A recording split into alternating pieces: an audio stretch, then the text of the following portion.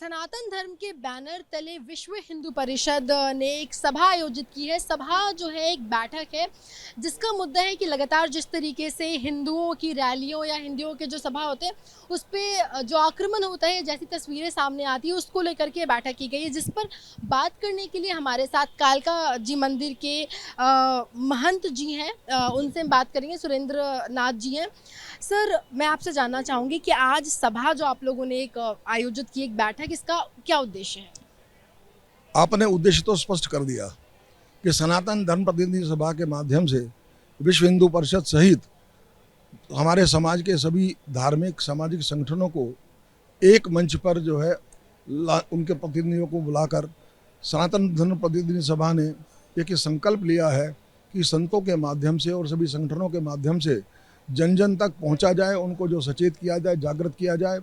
और जिस प्रकार की घटना नूह में और अलग अलग जगहों पर हुई, पत्थरबाजी हुई, एक सुनियोजित षड्यंत्र के तहत गोलीबारी हुई, हमारी बहन बेटियों के साथ अभद्र व्यवहार किया गया, इस प्रकार की घटना की पुनरावृत्ति भविष्य में ना हो, उसके लिए कुछ जो है हमें जो है अपने समाज को सचेत करना पड़ेगा, सजग करना पड़ेगा और अपनी सुरक्षा के उपाय भी करने पड़ेंगे।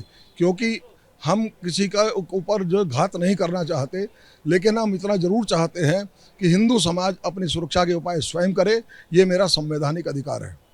नूह के हमले की आप बात करें, नूह में जिस तरीके से शिव यात्रा के दौरान जो तस्वीरें देखने को मिली, तो आपको लगता है कि ये सोची समझी साजिश थी? और आपको ऐसा क्यों लगता है?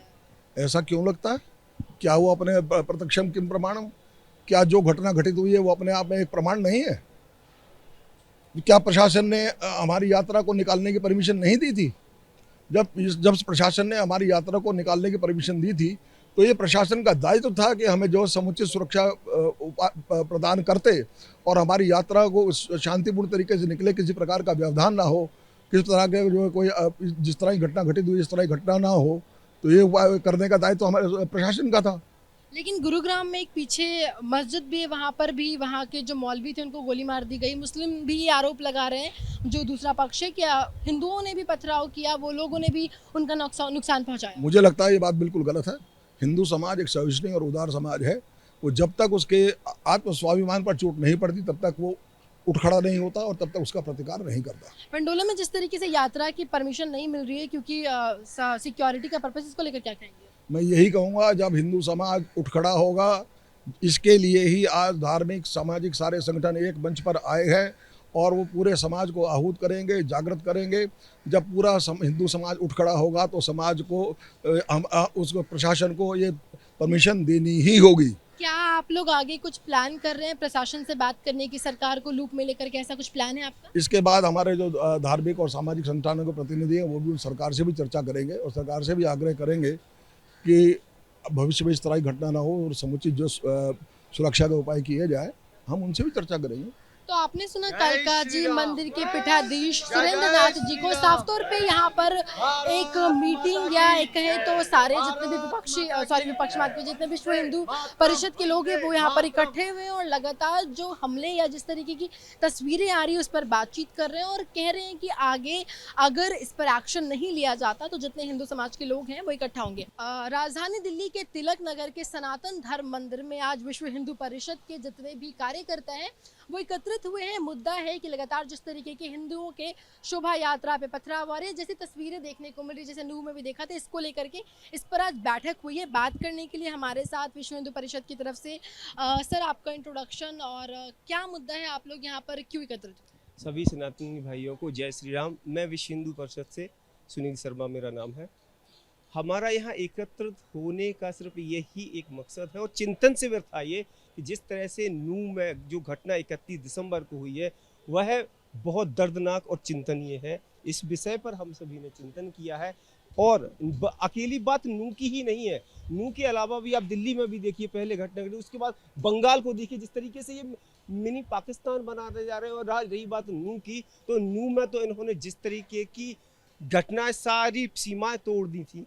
फिर हम यही संदेश के साथ चेतावनी देना चाहते, विश्व हिंदू परिषद इसकी चेतावनी देना चाहता है कि जिस तरीके से तुम इसका बर्बरता हिंदुओं के साथ तो शोभा यात्राओं के साथ कर रहे हो, इसमें हिंदू समाज किसी भी तरीके से सहन नहीं करेगा, इसका जवाब देंगे। और नू में जो हमारी ब्रज मंडल की अधूरी 31 तारीख की को अधूरी यात्रा खंडित कर दी थी तुम सभी जिहादियों ने मिलकर, तो आपको सभी को आगाह करना चाहते हैं कि वह 28 अगस्त 2023 को विश्व हिंदू परिषद, बजरंग दल एवं अन्य संगठनों द्वारा सभी सनातनी भाई पूर्ण करेंगे। आगे की चुनौती नहीं दे सकता क्योंकि मैं कैमरे पे हूं, नहीं तो इसके आगे की चुनौती भी मैं तुम जिहादियों को दे सकता हूं। हर जगह हर कीमत पे जहां खड़े रहोगे, जहां सवाल करोगे, जवाब ब्याज के साथ वहीं दिया जाएगा। नूह में मुस्लिम पक्ष भी मारे गए, महिलाएं को भी वहां पर नुकसान पहुंचा, साथ में एक मजार था जिसके मौलवी को भी गोली मार दी गई, इस पर क्या कहेंगे? मौलवी को गोली को, ये सिर्फ एक अफवाह है और जिस तरीके से ये बताया जा रहा है, 6 महीने पहले हमने हर साल वह हमारी शोभा यात्रा निकलती थी। 6 महीने पहले हमने सरकार से इसकी अनुमति ले ली थी और एक सरकार ने रोड मैप तैयार कर दिया था कि आपको इस रोड से, हम वही उस रोड मैप से जा रहे थे।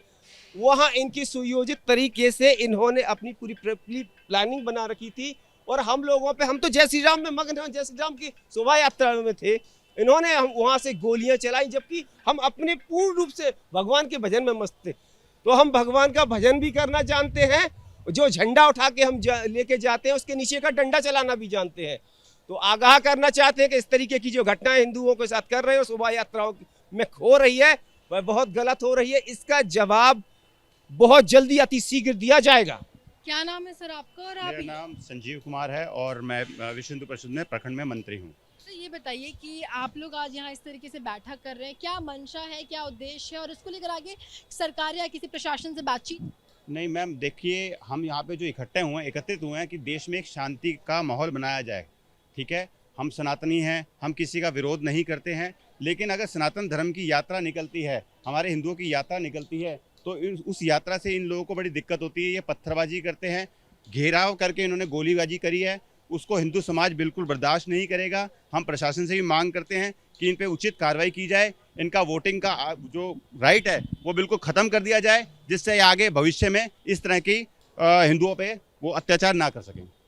तो ये विश्व हिंदू परिषद की तरफ से यहाँ पर बैठक थी जिसको लेकर के यहाँ पर जो भी कार्यकर्ता पहुँचे उनका कहना है कि शोभा यात्रा में जो हमला हुआ वो जानबूझकर, और इस तरीके की तस्वीरें जो आती है वो सोची समझी साजिश होती है और अगर इस पर सरकार प्रशासन लगाम नहीं लगाती तो हम अपने तरफ से कोई बड़ा एक्शन लेंगे। दिल्ली के तिलक नगर इलाके में आज विश्व हिंदू परिषद के बैनर तले एक बैठक बुलाई गई है जिस पर बातचीत करने के लिए हमारे साथ दिल्ली प्रांत के अध्यक्ष कपिल खन्ना जी है। सर, आज बैठक में एक प्रस्ताव रखा गया है, क्या है वो प्रस्ताव और आज बैठक क्यों रखी गई? नूह की घटना से हम सब लोग चिंतित हैं। हम लोग प्रतिवर्ष धार्मिक आयोजन करते हैं, अपनी यात्रा का आयोजन करते हैं।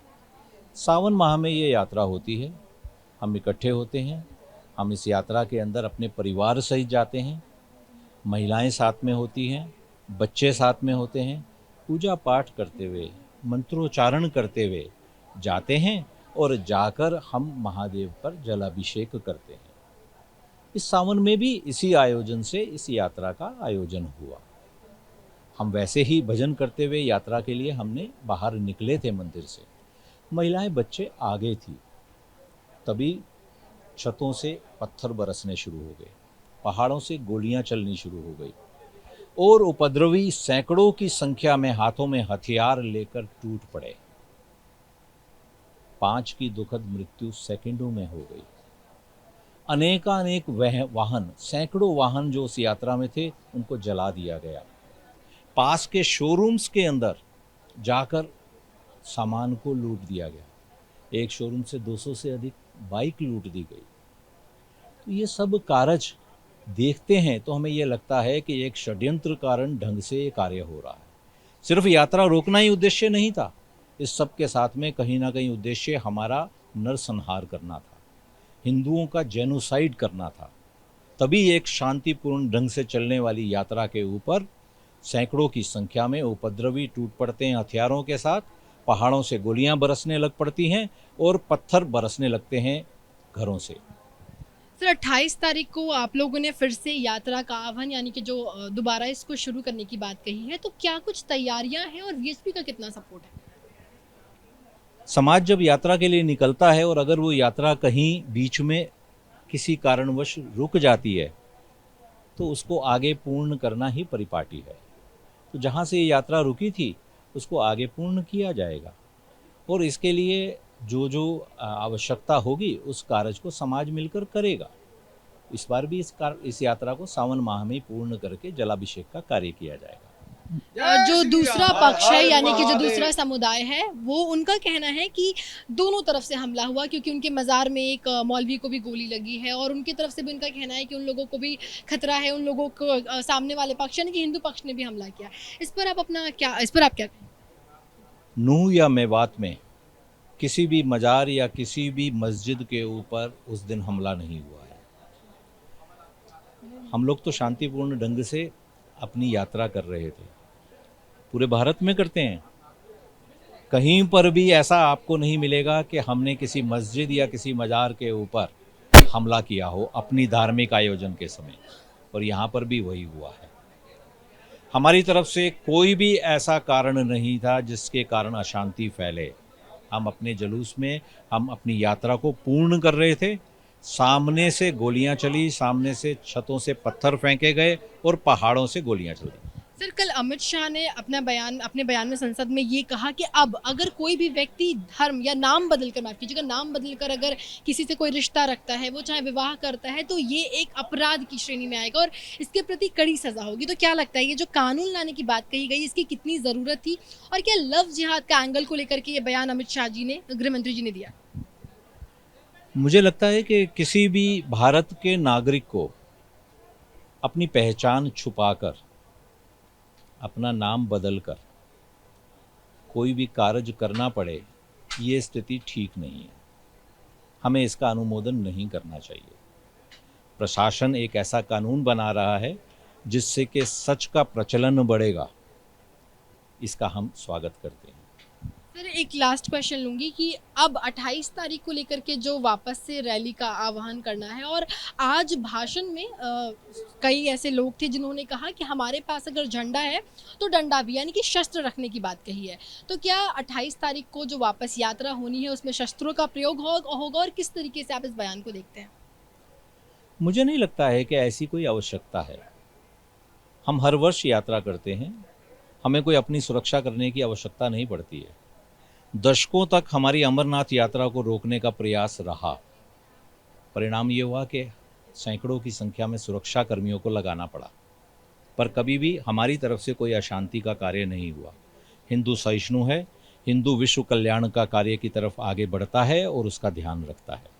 हर हर महादेव। तो आपने सुना दिल्ली प्रांत के अध्यक्ष कपिल खन्ना जी को, विश्व हिंदू परिषद के अध्यक्ष, साफ तौर पे कहना है कि 28 तारीख को फिर से जो यात्रा रुक गई थी, शिव यात्रा, जिसमें बीच में उपद्रव हुआ, तो उसको फिर से शुरू किया जाएगा और इसके लिए पूरी तैयारियां हो चुकी है। ज़रूरत पड़ी तो हम अपनी सुरक्षा खुद कर सकते हैं, हमें किसी की सुरक्षा की ज़रूरत नहीं है। कैमरा पर्सन प्रवीण दीक्षित के साथ मेघा उपाध्याय, एबीपी न्यूज़, दिल्ली।